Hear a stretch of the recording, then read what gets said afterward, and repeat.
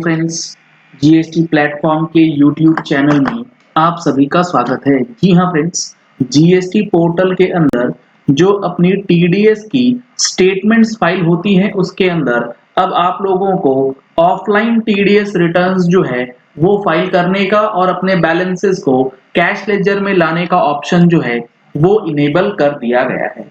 किस तरीके से होगा सारी प्रोसेस को आज हम लोग इस सेशन में समझेंगे। सबसे पहले आपको जाना है डाउनलोड सेक्शन। डाउनलोड सेक्शन के अंदर ऑफलाइन टूल्स में आप चेक करेंगे तो आपके पास एक नया utility TDS and TCS credit received offline tool.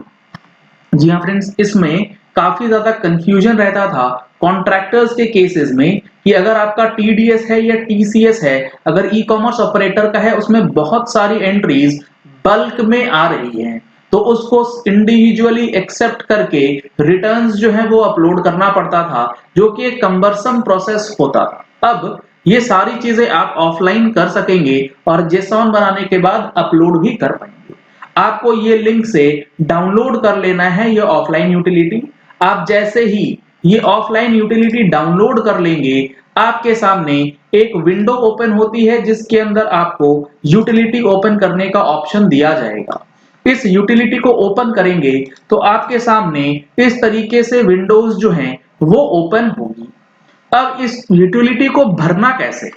इस यूटिलिटी को भरने के लिए आपको सबसे पहले जाना है सर्विसेज टैब। सर्विसेज टैब के अंदर रिटर्न सेक्शन, उसमें टीडीएस टीसीएस क्रेडिट रिसीव्ड। अब जिस महीने का आप टीडीएस या टीसीएस की एंट्री करना चाहते हैं उसमें आप सिलेक्ट करेंगे। अब यहां पर आपके पास prepare online and prepare offline, पहले ये ऑफलाइन वाला ऑप्शन नहीं होता था। अब आपको ऑफलाइन पे क्लिक करना है। ऑफलाइन पे क्लिक करने के बाद अपलोड एंड डाउनलोड ये दो ऑप्शंस आपको दिए जाएंगे। तो आपको सबसे पहले, क्योंकि जीएसटीआर 7 जब आपका सप्लायर या आपका कॉन्ट्रैक्टी जो है वो भर रहा है, कॉन्ट्रैक्टर जब भरता है तो वो अमाउंट आपके जीएसटीआर 7 में आता है। आप उसे चेक करते हैं, आप उसे एक्सेप्ट करते हैं, तो वो डेटा आपको यहां पर डाउनलोड सेक्शन में जाकर के तीन डाउनलोड ऑप्शन है, PDF, JSON file and Excel file. आपको यहां से जेसॉन फाइल डाउनलोड कर लेना है। आप जैसे ही डाउनलोड करेंगे आपके सामने एक विंडो ओपन हो जाएगी। उस जेसॉन फाइल को आप क्लिक करके सेव कर लेंगे अपने डेस्कटॉप पे। स्टेप बाय स्टेप आपको समझना होगा कि ये जीएसटीआर 7 कैसे भरी जाएगी। यहां पर आप देख पा रहे हैं हमने सेव कर लिया है वो जेसॉन फाइल, जो कि सेव किया गया है automatically on the basis of GSTR 7। अब आपको आना है फिर से उसी यूटिलिटी में, जिस महीने का डेटा है उस महीने को, उसके फाइनेंशियल ईयर को और उससे रिलेटेड जीएसटी को आप सिलेक्ट करेंगे और यहां पर जनरेट जेसॉन का या इंपोर्ट जेसॉन का ऑप्शन जो है वो आपको दिया जाएगा। यहां पर आप देख पा रहे हैं ओपन डाउनलोडेड जेसॉन फाइल का ऑप्शन है। इसे सिलेक्ट करने के बाद जो फाइल आपने डाली है उस फाइल को आप सिलेक्ट कर लेंगे। अब यहां पर ध्यान रखिएगा, जिस महीने का डेटा आपने डाउनलोड किया है उसी महीने को यहां पर सिलेक्ट कीजिएगा। यहां पर अभी हम लोग डाल रहे हैं दिसंबर, और दिसंबर का टीडीएस हमने डाउनलोड करके ऑलरेडी रखा हुआ है जो आपके डेस्कटॉप पे अवेलेबल है। अब आप ये जो फाइल है जेसॉन वाली, ये हमने डाउनलोड सेक्शन में जाकर के टीडीएस की स्टेटमेंट को फाइल करने से पहले for the purpose of checking download किया है। अब इसे करेंगे आप ओके, तो जो डेटा ऑनलाइन आपके पोर्टल पे दिख रहा था वो अब आपके पास ऑफलाइन भी अवेलेबल हो जाएगा। Downloaded JSON file is successfully imported to its respective sheets. अब आप यहां पर चेक कर सकते हैं जो भी डेटा आपके टीडीएस या टीसीएस क्रेडिट स्टेटमेंट में आ रहा है वो ऑटोमेटिकली यहां पर रिफ्लेक्ट करेगा इस सारे फिगर्स को, चाहे वो टीडीएस का हो, चाहे वो टीडीएस टीसीएस अमेंडमेंट का हो, या फिर आपके पास टीसीएस और उसके अमेंडमेंट का हो, वो ऑटोमेटिकली पॉपुलेट होगा। इसके बाद आपको जाना है जनरेट जेसॉन फाइल। आप जैसे ही जनरेट जेसॉन फाइल पे क्लिक करेंगे आपके सामने जो भी समरी जनरेट होगी वो आपको प्रॉपरली इस शीट के अंदर summary of TDS, summary of TDS amendment and summary of TCS records के अंदर जो है वो बता दिया जाएगा। आप जनरेट समरी पे क्लिक करेंगे तो जो जो टेबल्स एरर के साथ हैं वो आपको रेड करके दिए जाएंगे।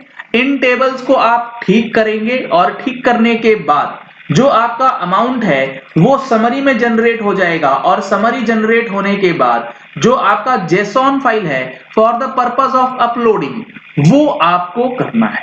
यहां पर आप देख पा रहे हैं जो वैलिडेशन एरर्स आ रही हैं ये आपको ठीक करनी होंगी और ये वैलिडेशन एरर्स इसीलिए आ रही हैं क्योंकि ये रिटर्न्स ऑलरेडी फाइल्ड हैं और इसका डेटा ऑलरेडी एक्सेप्ट कर लिया गया है। मैं आपको सिर्फ बता रहा हूं प्रोसेस कि आपको करना कैसे।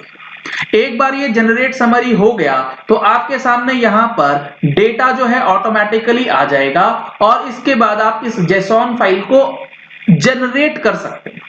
एक बार जेसॉन डाउनलोड करेंगे और डाउनलोड करने के बाद आप चेक करेंगे, चेक करने के बाद अब इस यूटिलिटी से जो जेसॉन फाइल डाउनलोड करेंगे आप उसे यहां पर फिर से अपलोड करेंगे और अपलोड करने के बाद proceed to TDS TCS credit received dashboard वाले बटन पे जाकर के चेक करेंगे तो आपके एप्रोप्रिएट कॉलम्स में डेटा जो है वो ऑटोमेटिकली रिफ्लेक्ट करेगा।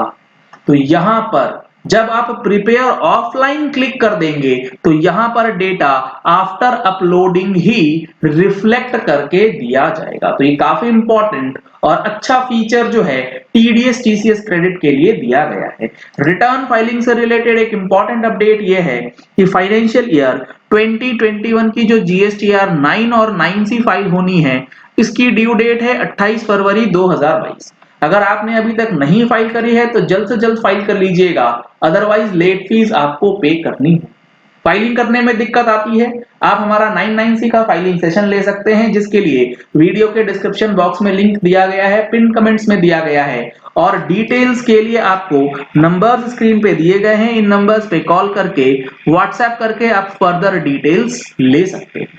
और मैगजीन की सब्सक्रिप्शन अगर आपने नहीं ली है क्योंकि उसके अंदर आपको काफी इंपॉर्टेंट जीएसटी से रिलेटेड और इनकम टैक्स से रिलेटेड अपडेट्स जो हैं वो भी शेयर किए जाते हैं तो सेम नंबर पे कॉल करके या व्हाट्सएप करके आप उसकी भी डिटेल्स ले सकते हैं। ऑफलाइन अगर आप टीडीएस भरते हैं तो ऑफलाइन के लिए मैंने आपको प्रोसेस बता दिया है और ऑनलाइन के लिए तो जो एज यूजुअल प्रोसेस था पुराना सेम टू सेम उसी तरीके से आप अपनी फाइलिंग जो है वो कर सकते हैं। आपको जाना है जनवरी में जाने के बाद प्रिपेयर ऑनलाइन और ऑनलाइन में जाने के बाद आपको TDS TCS amendment and amendment to TCS का इंडिविजुअली ऑनलाइन ही डेटा जो है एक्सेप्ट या रिजेक्ट करना। तो ये एक वेलकम चेंज जो कि टीडीएस टीसीएस के लिए किया गया है जिसमें बल्क अमाउंट में या बल्क एंट्रीज में डेटा आपके पास रहता है। चलिए इस वीडियो को यही एंड करते हैं। आशा करते हैं कि आपको ये चीजें क्लियर हो गई होंगी कि offline TDS TCS credit statement जो है वो किस तरीके से फाइल करनी है। अगर आपने हमारे चैनल पे फर्स्ट टाइम ट्यून इन किया है तो चैनल को सब्सक्राइब करने के लिए नीचे दिया गया रेड कलर का सब्सक्राइब बटन प्रेस कर लीजिए, साथ में जो बेल आइकन है उसे प्रेस कर लीजिएगा ताकि वीडियोस की नोटिफिकेशंस आप तक रेगुलरली पहुंचती रहें। Thank you and have a nice day.